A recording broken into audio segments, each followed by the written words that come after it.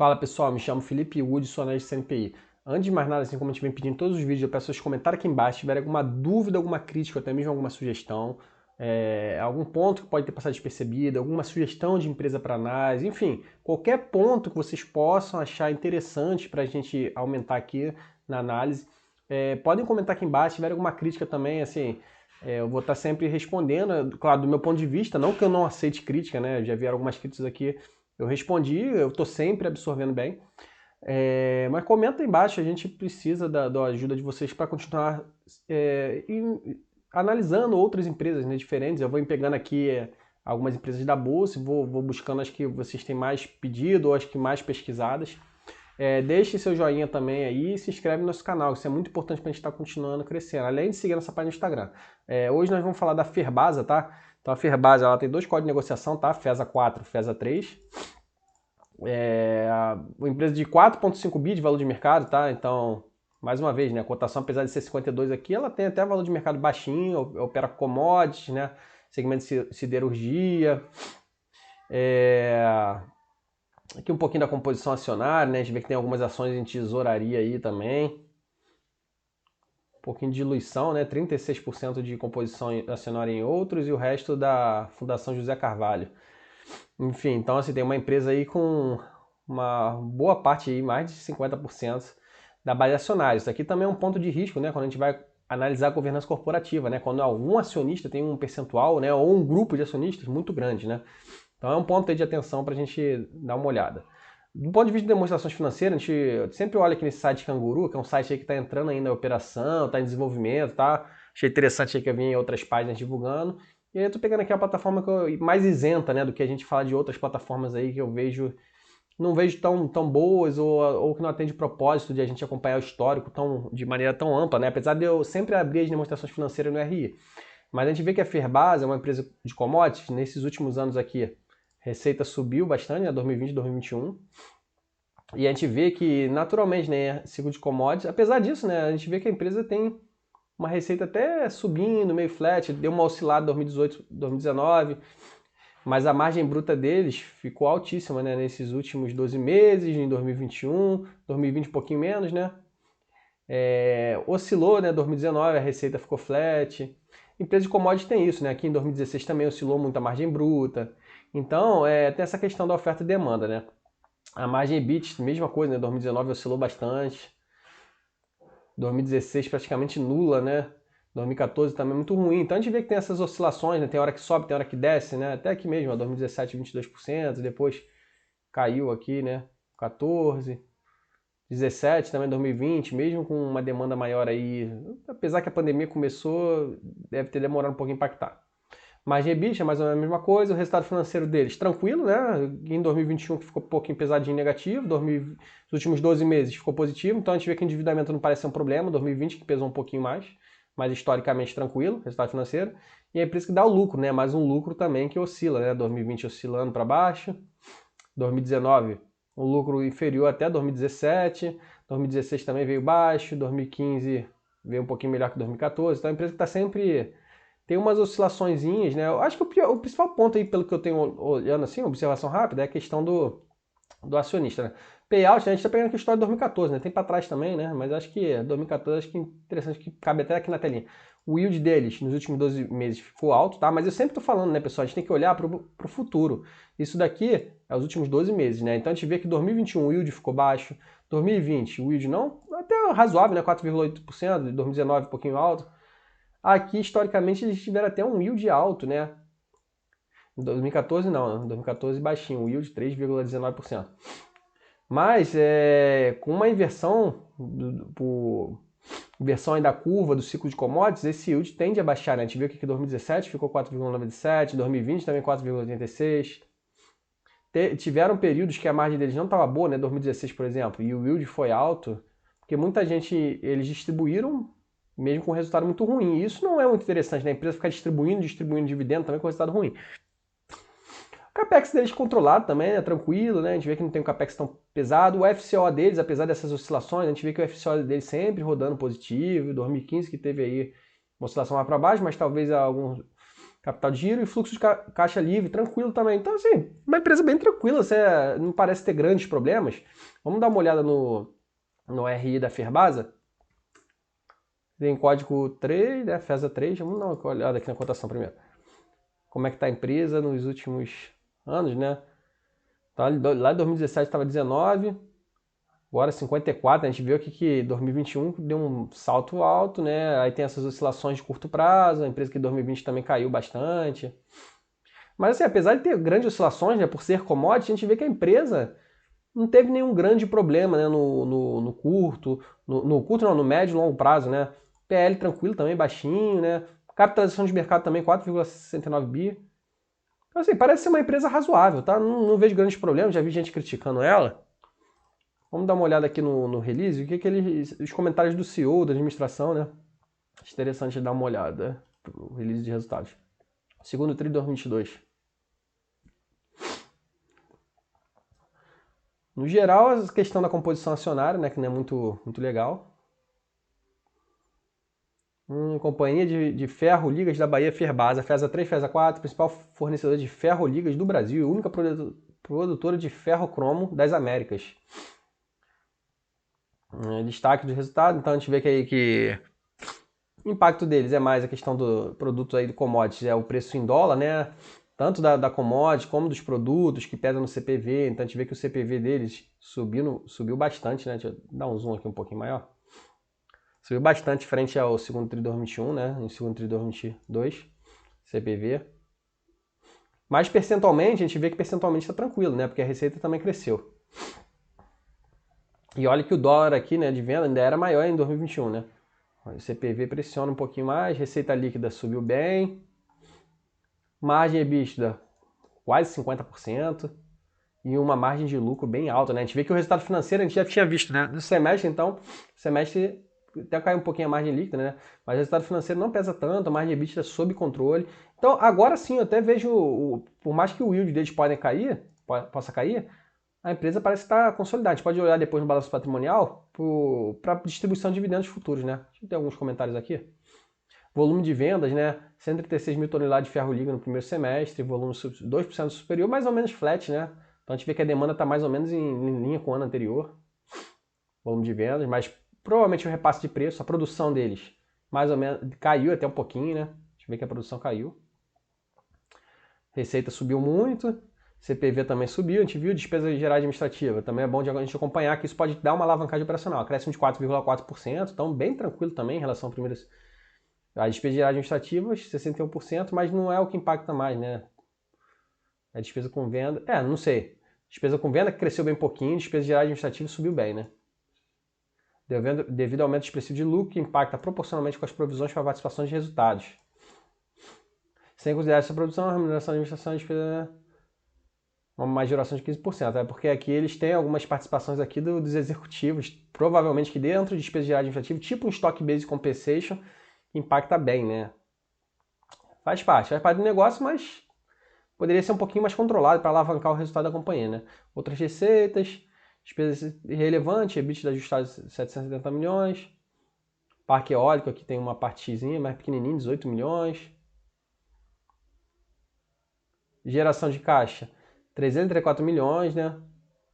Isso aqui do ponto de vista da FCO.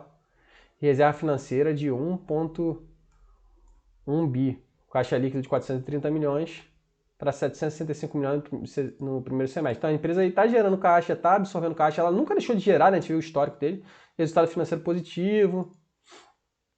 Aqui eles têm algumas operações derivativas e não derivativos, né? Então por isso também, depois a gente pode olhar endividamento, né? Pode estar afetando o resultado financeiro, a gente não viu lá o histórico, mas de qualquer forma o histórico dele é um resultado financeiro bem tranquilo, né? Capex tranquilo também, lucro líquido, enfim. Ferbasa conta com um ciclo de produção integrado e verticalizado nas áreas de mineração, siderurgia, metalurgia, recursos florestais e energia renovável. Detentora de 95% dos recursos nacionais de cromita, líder nacional na produção de ferro ligas e única produtora de ferro cromo das Américas. Mineração possui 2 unidades de extração, uma subterrânea e outra a céu aberto. Estratégia de verticalização complexo eólico, possui capacidade instalada. Eles investindo bem, vamos dar uma olhada aqui mais para baixo, questão do aço bruto, na China. A China, né, pode impactar um pouquinho mais a empresa, né? Então a gente vê aqui, país responsável por cerca de 70% do suprimento mundial de fezes.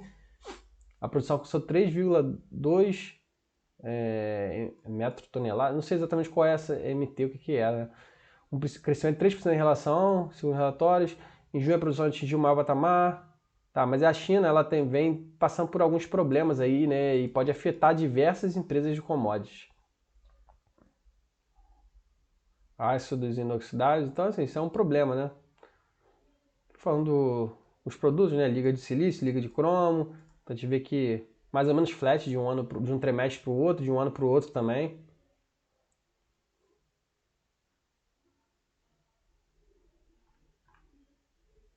Geração de energia.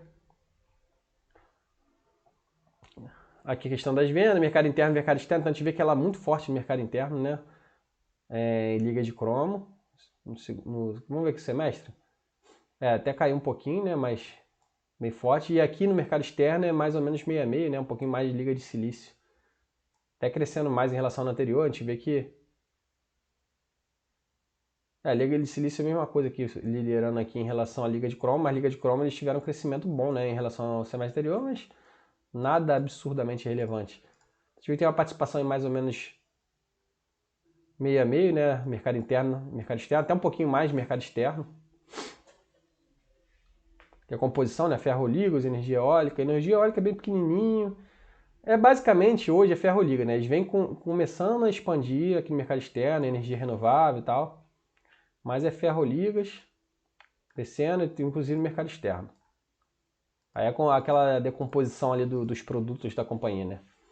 Tá até aqui mais uma vez, ó, energia eólica 2,4%. Muito pequenininha, no semestre do ano passado era 4,1%. Então a empresa vem tentando diversificar as fontes, né? Mas ainda muito dependente, né? O CPV deles também ferro-livres, né? Basicamente. Despesa geral administrativa a gente já viu que tem algumas comissões aí. Aqui fala um pouquinho do resultado financeiro, aqui até a EBITDA, né? Recomposição do lucro líquido para o EBITDA. Aí aqui está excluindo instrumentos com derivativos, né? Mesmo assim, né? Excluindo instrumentos financeiros derivativos, a empresa aqui, ó, um negativo bem tranquilo. Então, depois a gente pode até dar uma olhada ali em relação ao endividamento, mas parece que não afeta, não tem afetado muito, mesmo com a alta de juros, né? Isso é bem interessante.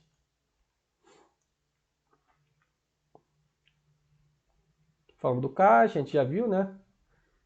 Então, na verdade, eles têm 430 milhões de caixa, mais de aplicação financeira, né? Total de reserva 1,1 bi, que a gente tinha visto antes. Empréstimo e financiamento 380 milhões, bem tranquilo, né? Empresa bem saudável aí. A gente não sabe quando que vai inverter esse ciclo aí de commodities, mas a gente viu que historicamente a empresa tinha umas oscilações. Mas, pô, a empresa está com caixa muito robusto, está gerando muito caixa, então mesmo que inverta aí, uma empresa que vai passar tranquilamente aí alguns anos aí, tendo uma demanda menor, gerando menos caixa, endividamento controlado, bastante caixa, né? Aqui somando tudo 1,1 bi. Esse endividamento aqui deve ser diluído por longo prazo também, não sei se aqui na frente fala. Até falando aqui dos instrumentos derivativos, também afetando um pouco, né? No primeiro semestre de 2021 afetou mais, né? Eles até falaram lá nos comentários, né? 66 milhões negativo, aqui foi bem menos. Capex bem tranquilo também, mais máquina, a gente vê que é tranquila. Aumentou um pouquinho em relação ao anterior. Ativos biológicos. Vê se aqui vai falar do endividamento mais abaixo. Que os acionistas, né? Tinha falado, né? A Fundação José Carvalho, praticamente dono das ONs, né? Isso daqui é um ponto a observar, né? Porque a gente vê aí que está tudo na mão de uma empresa só, de um acionista só, né? Que basicamente nacional, né? Por conta desse acionista, né? Tem aqui o Trio no Capital, Vanguard, investidores, né? Em geral, fundo de investimento. Então, assim, ON, outros acionistas 1%. É basicamente PN, né? Distribuído aí para os acionistas.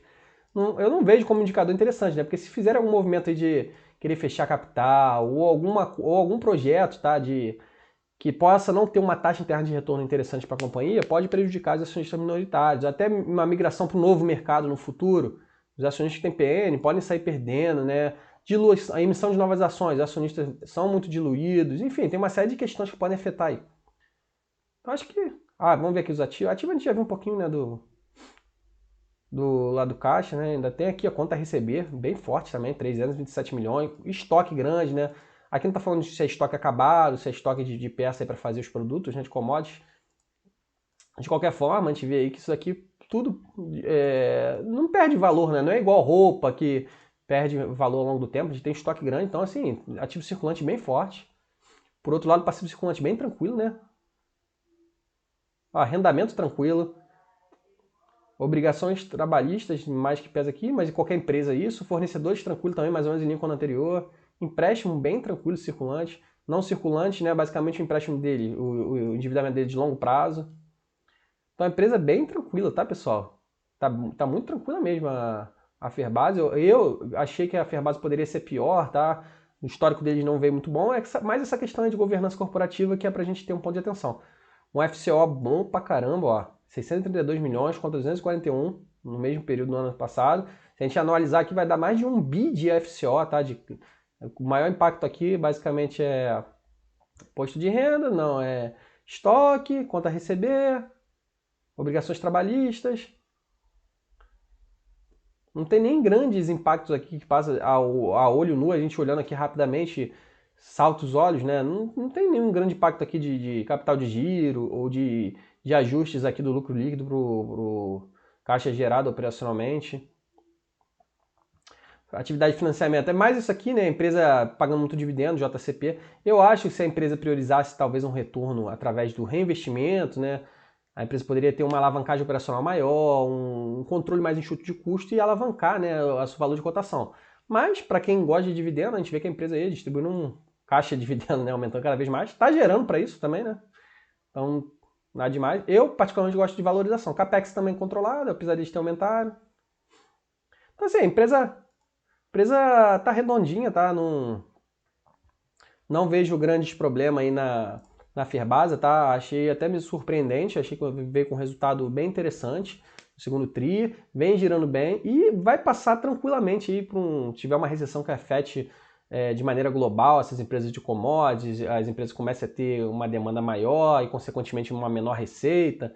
Acho que ela tem caixa para isso, tem endividamento tranquilo, só vai ter que talvez segurar um pouquinho esse dividendo. Então o pessoal olha muito para o dividend yield e talvez o dividend yield não seja o melhor indicativo. Claro que se você comprar, a gente vê que a empresa tem um histórico de distribuir, até porque tem um acionista majoritário aí que deve querer distribuições, ela tem histórico de distribuir bastante dividendos. Então, se você comprar quando tiver uma inversão de seus commodities, o teu yield tende a ficar assustadoramente alto, né? Isso aconteceu com a Petrobras, por exemplo, né? Um yield absurdo aí, mais ponto de influência do governo, mas a Ferbasa a gente viu um yield muito forte lá atrás. Pessoal, se vocês tiverem alguma dúvida, comenta embaixo, deixa seu gostei, se inscreve no nosso canal e segue nossa página do Instagram. Conto com o apoio de vocês para continuar crescendo. Valeu? Forte abraço para vocês.